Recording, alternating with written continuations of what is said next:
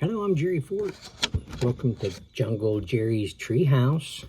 So, gonna read the second part of this book. Who all's excited to hear the second part of this book? With show of hands. Show of hands? Raise your hands if you're excited. 1, 2, 3, 4, 5, 6, 7, 8, 9, 10, 11, 12, 13, 14, 15, 16, 17, 18, 19, 20, 23, 24, 25, 26, 27, 28, 29, 30, 31, 32, 33, 34, 35, 36, 37, 38, 39. 39 people. That's how many people are subscribed to this channel so far. 39 people are excited to see the second part of this book. Okay. Well, let's just finish it, okay? All right. So, chapter 6. The writing on the wall. Jack and Annie squinted at the pyramid wall. A series of tiny pictures were carved into the stone. They look like this.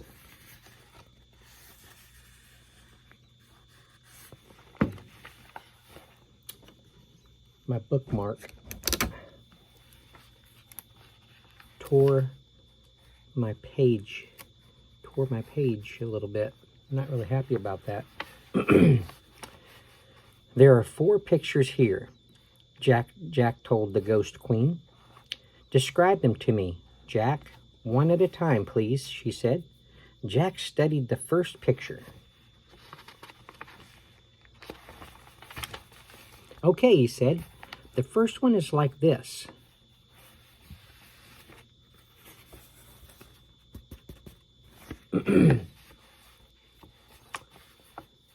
He made a zigzag in the air with his finger. Like stairs? Asked the Ghost Queen. Yes, stairs, said Jack. Just like stairs. She nodded. Easy enough. Jack studied the second picture. The second one has a long box on the bottom, he said. He drew it in the air. The Ghost Queen looked puzzled. With 3 things on top, like this, said Annie. She drew squiggly lines in the air. The Ghost Queen still seemed puzzled. Like a hat, said Jack. A hat? Said the Ghost Queen. No, more like a boat, said Annie. A boat? Said the Ghost Queen. She got excited. A boat? Jack took another look at the wall. Yes, it could be a boat, he said. The Ghost Queen looked very happy. She smiled. Yes, of course, she said. Jack and Annie studied the next picture. There's the boat that they said it looked like right there.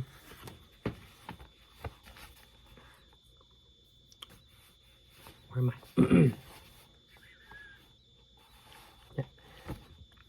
The third one is like a thing that holds flowers, said Annie.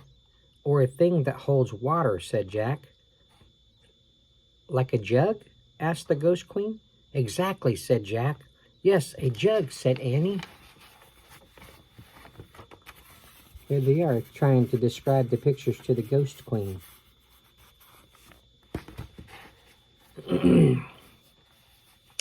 Jack and Annie studied the last picture. There's the last picture. What does that look like to you? Look like an upside down J, or maybe a candy cane, or it's like some kind of hook or something. And the last one looks like a pole that droops, said Annie. Like a curved stick, said Jack, but one side is shorter than the other. The Ghost Queen looked puzzled. Wait, said Jack, I'll draw it in my notebook. That's a good idea. Big, so you can see it. Jack put down the scepter and got out his pencil. He drew the hieroglyph. A folded cloth, said the Ghost. A folded cloth, said the Ghost Queen. Well, not really, said Jack. He studied his drawing. But that is the hieroglyph for a folded cloth, said the Ghost Queen. Well, okay, said Jack. He looked at the 4th hieroglyph again. He still couldn't see the folded cloth. unless it was like a towel hanging over a bathroom rod. So that's all of them, said Annie. She pointed at each picture. Stairs, boat, jug, folded cloth. Jack wrote the words in his notebook. See how he's doing it? What each one kind of means, as close as they can get. Okay. So what does the message mean? He asked the Ghost Queen. Come, she said. She held out her hand. Come to my burial chambers. And she floated away. Chapter 7, The Scroll. Jack put the scepter and his notebook and pencil into his pack. He and Annie followed the Ghost Queen deeper into the pyramid until they came to some stairs. The stairs, said Jack and Annie. The Ghost Queen floated up the stairs. Jack and Annie followed. The Ghost Queen floated right through a wooden door. Jack and Annie pushed on the door. It opened slowly. They stepped into a cold, drafty room. The Ghost Queen was nowhere in sight. Dim torchlight lit the huge room. It had a very high ceiling. On one side was a pile of tables, chairs, and musical instruments. On the other side of the room was a small wooden boat. The boat, said Jack. What's it doing inside Queen Hutepi's pyramid? Asked Annie. Maybe it's supposed to carry her to the next life, said Jack. He and Annie went over to the boat. They looked inside it. The boat was filled with many things. Gold plates, painted cups, jeweled goblets, woven baskets, jewelry with blue stones, small wooden statues. Look, said Jack. He reached into the boat and lifted out a clay jug. The jug, said Annie. Jack looked inside the jug. Something's in there, he said. What is it? Asked Annie. Jack felt down inside the jug. It feels like a big napkin, he said. The folded cloth, said Annie. Jack reached into the jug and pulled out the folded cloth. It was wrapped around an ancient-looking scroll. Jack slowly unrolled the scroll. It was covered with wonderful hieroglyphs. The Book of the Dead, whispered Annie. We found it. We found her book. Oh, man, Jack traced his finger over the scroll. It felt like very old paper. Queen Hutepi, called Annie. We have it. We found your Book of the Dead. Silence. Queen Hutepi. I don't know what that means. Did she yell silence? Because there's not an exclamation point, but Queen Hutepi. Looks like someone yelled her name out. See, this is the room where they're finding the Book of the Dead in there. See all the stuff in there?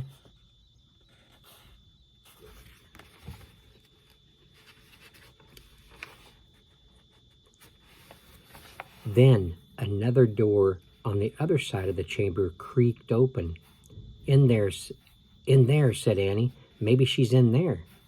Jack's heart was pounding. Cold air was coming through the open doorway. Come on, said Annie. Wait. No, said Annie. She's waited 1,000 years for her book. Don't make her wait any more. Jack put the ancient scroll into his backpack. Then he and Annie slowly started to cross the drafty room. They came to open the door. Annie went through first. Hurry, Jack, she said. Jack stepped into the other room. It was nearly bare, except for a long gold box. The box was open. The cover was on the floor. Queen Hutepi? No, sorry. Queen Hutepi? Question mark on there. Called Annie. Silence. What is this silence for? Why does it keep saying that? We found it, said Annie. Maybe that's the meaning that there's no reply from her. It's just silence. Maybe that's what they're meaning. We found it, said Annie. Your Book of the Dead. There was still no sign of the Ghost Queen. The gold box glowed. Jack could barely breathe. Let's leave the scroll on the floor and go, he said. No, I think we should leave it in there, said Annie. She spotted the gold box. No, said Jack. Don't be afraid, said Annie. Come on. Annie took Jack by the arm. They walked together across the room to the glowing gold box. They stopped in front of the box, and they peered inside. What are they going to see? Chapter 8. The Mummy. A real mummy. Bandages were still wrapped around the bald skull, but most of the bandages had come off the face. It was Hutepi, Queen of the Nile. Her broken teeth were showing, her little wrinkled ears, her squashed nose, her withered flesh, her hollow eye sockets, plus the rotting bandages on her body were coming off. You could see bones. "Oh, gross," cried Annie. "Let's go." "No," said Jack. "It's interesting." "Forget it," said Annie. She started out of the room. "Wait, Annie." "Come on, Jack, hurry," cried Annie. She was standing by the door. Jack pulled out the Egypt book and flipped to a picture of a mummy. He read aloud. Ancient Egyptians tried to protect the body so it would last forever. First, it was dried out with salt. "Ugh, stop," said Annie. "Listen," said Jack. He kept reading. Next, it was covered with oil. Then it was wrapped tightly in bandages. The brain was removed. "Yuck, stop," cried Annie. "Goodbye." She dashed out of the room.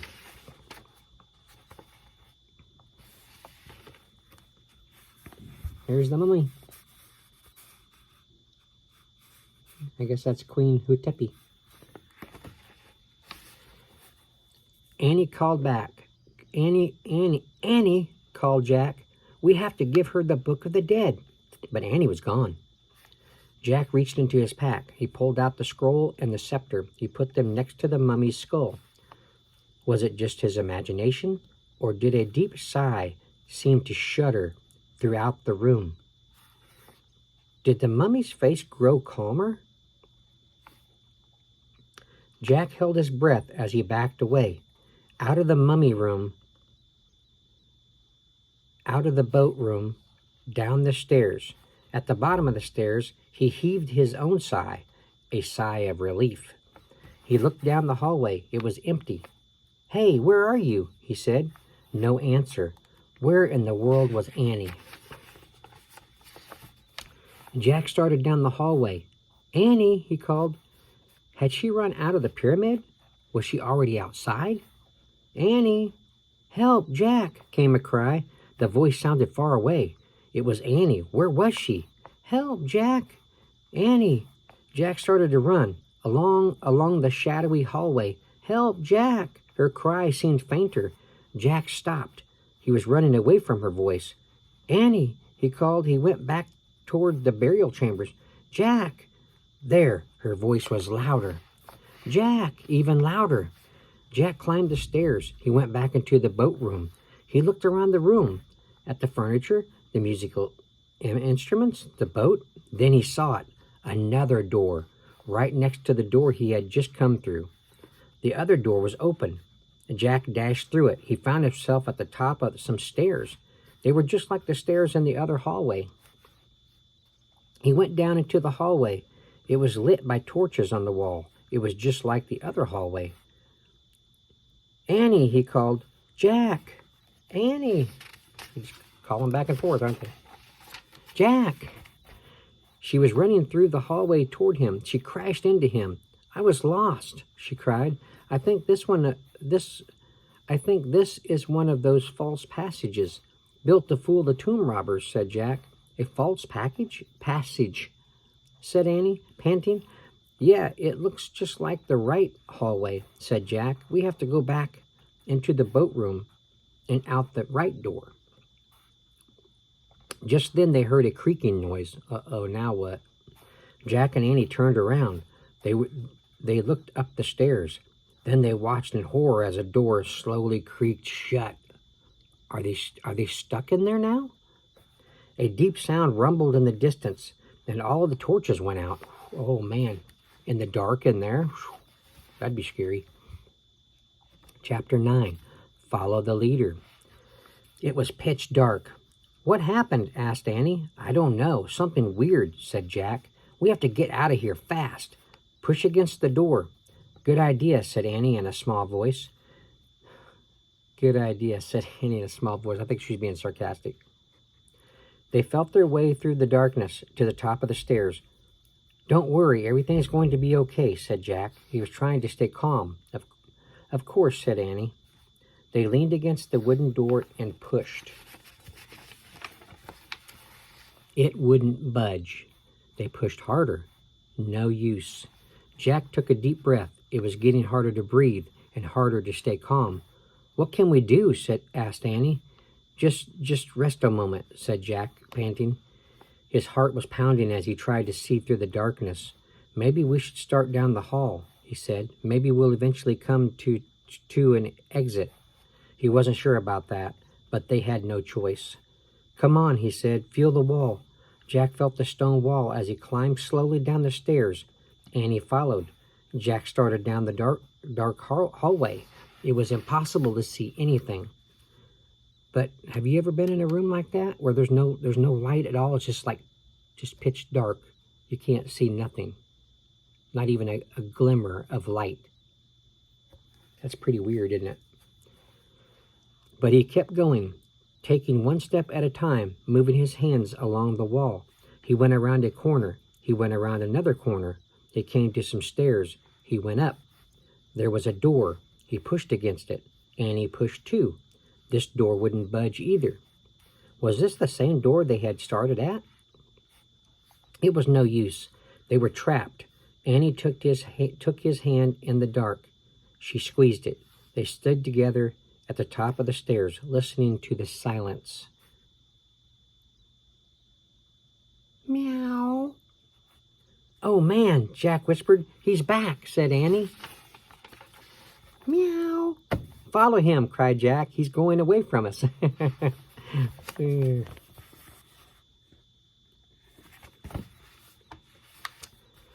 There hasn't been any other pictures. So they started down the dark hallway following the cat's meow. Hands against the wall, Jack and Annie stumbled through the darkness. Meow. He just said it again. They followed the sound all the way through the winding hallway. Down, down, down. Around one corner, then another, and another. Finally, they saw a light at the end of the tunnel. They rushed forward, out into the bright sunlight. "Yay!" Annie shouted. But Jack was thinking.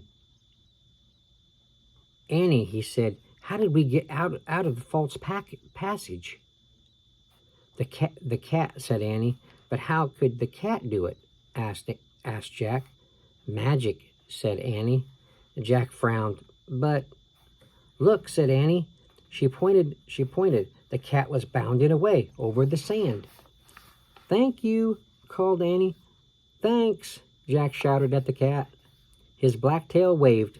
Then he disappeared in the shimmering waves of heat. Jack looked toward the palm trees. At the top of one sat the treehouse, like a bird's nest. "Time to go home," Jack said. He and Annie set off for the palm trees. It was a long, hot walk back. At last, Annie grabbed onto the rope ladder, then Jack. Once they were inside the treehouse, Jack reached for the book about Pennsylvania. Just then he heard a rumbling sound, the same sound they had heard in the pyramid. "Look," Annie said, pointing out the window.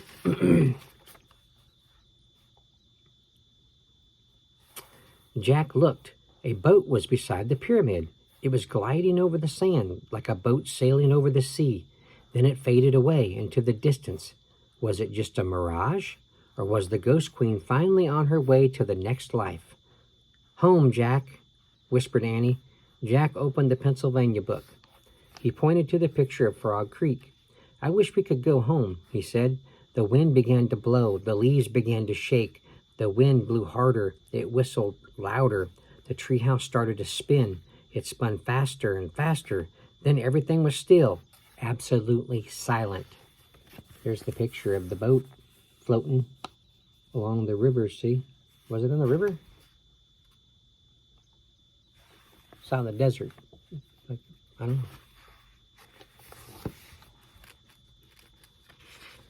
know.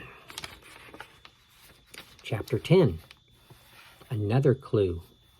Late morning sunlight shone through the treehouse window. Shadows danced on the walls and ceiling. Jack took a deep breath. He was lying on the floor of the treehouse. I wonder what Mom's making for lunch, said Annie. She was looking out the window. Jack smiled. Lunch, Mom, home. It all sounded so real, so calm and safe. I hope it's peanut butter and jelly sandwiches, he said. He closed his eyes. The wood floor felt cool. Boy, this place is a mess, said Annie. We'd better make it neater in case M comes back. Jack had almost forgotten about M. Would they ever meet the mysterious M, the person who seems to own all the books in the treehouse? Let's put the Egypt book on the bottom of the pile, said Annie. Good idea, said Jack. He needed a rest before he visited any more ancient tombs. Let's put the dinosaur book on top of the Egypt book, said Annie. Yeah, good, said Jack. And a long rest before he visited another Tyrannosaurus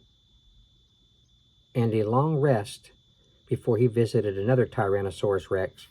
The castle book can go on the very top of the pile, said Annie.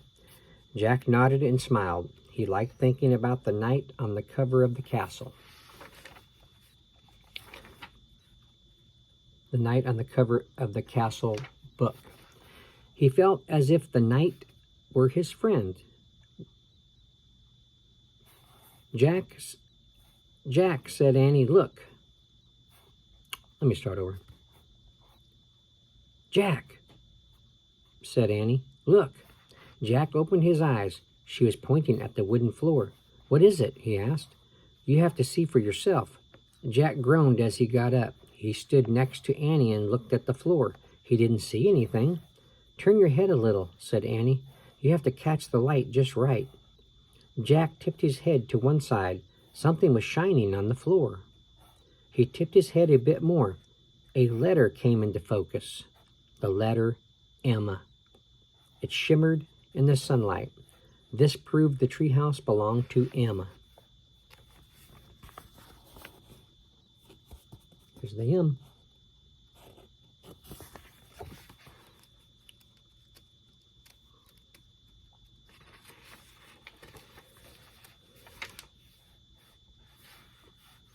This proved the treehouse belonged to M. Absolutely, for sure, no question, no doubt about it. Jack touched the M with his finger. His skin tingled. Just then the leaves trembled. The wind picked up. Let's go down now, he said. Jack grabbed his backpack. Then he and Annie climbed down the ladder. As they stood on the ground below the treehouse, Jack heard a sound in the bushes. Who's there? He called. The woods grew still. I'm going to bring the medallion back soon, Jack said loudly. And the bookmark too, both of them, tomorrow, just in case the person that the treehouse belongs to is listening to him, you know. Who are you talking to? Asked Annie. I feel like M is nearby, Jack whispered. Annie's eyes grew wide. Should we look for him? But just then their mother's voice came from the distance. Jack! Annie! Jack and Annie looked around at the trees. Then they looked at each other. Tomorrow, they said together, and they took off running out of the woods. They ran down their street. They ran across their yard. They ran into their house. They ran into their kitchen. They ran right into their mom. She was making peanut butter and jelly sandwiches.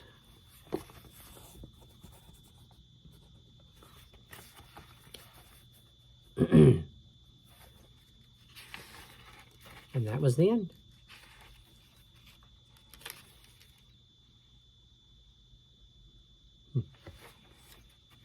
All right.